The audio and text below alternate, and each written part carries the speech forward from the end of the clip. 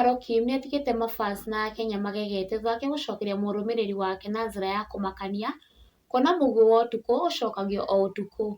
Maya mahanĩkĩte thutha wa Carol kũrekereria post ĩmwe hiũ mũno page-inĩ yake ya Facebook, gĩ quote ũrĩa andĩkĩte, "I appreciate the people that spoke life back into me when I needed it the most." Na mũrũmĩrĩri ũyũ nĩateng'ereire ihenya rĩa kamũtĩ thĩinĩ wa comment section ya Carol na gũ comment, "Tulia, si ati umeona video wameshoot same place." CAROLKIM nĩarespond kũrĩ fan ũyũ na kũmũria, "Hiyo inakujia wapi with what I have written?" Na maya magĩthiaga na mbere, rĩu mũrũmĩrĩri o ũngĩ nĩarĩkia kũrekereria ndeto ciatiga mafans mamakĩte mũno thutha wake kũhithũria atĩ CAROLKIM nĩararĩraga after Triza na Karangu gũcokanwo, gĩ quote ũrĩa fan ũyũ augĩte, "Tamba ũtwĩre atĩrĩrĩ, nĩkĩĩ kĩrakũrĩragia?"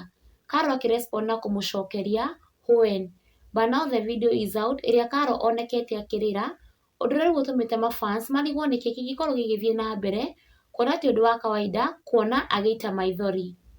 In addition to this, Karangu nĩyumĩrĩtie na kũrekereria post ĩraringana na video ĩno ya Carol, gĩ quote ũrĩa andĩka page-inĩ yake ya Facebook, "Wipe your tears, God is restoring all your lost glory." And finally, baby number 3 is out, amũkĩra ũgooci, the newest song for Triza mamake Mũraya, kũrĩa akenya mararũtĩrĩire na njĩra nene mũno, kuona Karangu has win back goat wife wake thutha wake gũthiĩ na mbere na kũmũ support mũno makĩria, akĩmũ congratulate na kũria mafans mathiĩ na mbere na kũnyitĩrĩra Triza mamake Mũraya by subscribing at her YouTube channel na kwĩrorera nyĩmbo ciake, kuona njata yake ya wũini no ĩthiĩte na mbere na gũcangarara mũno makĩria gũkũ bũrũri-inĩ.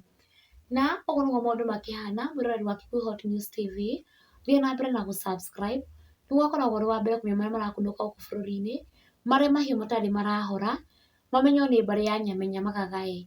Stay tuned for more updates.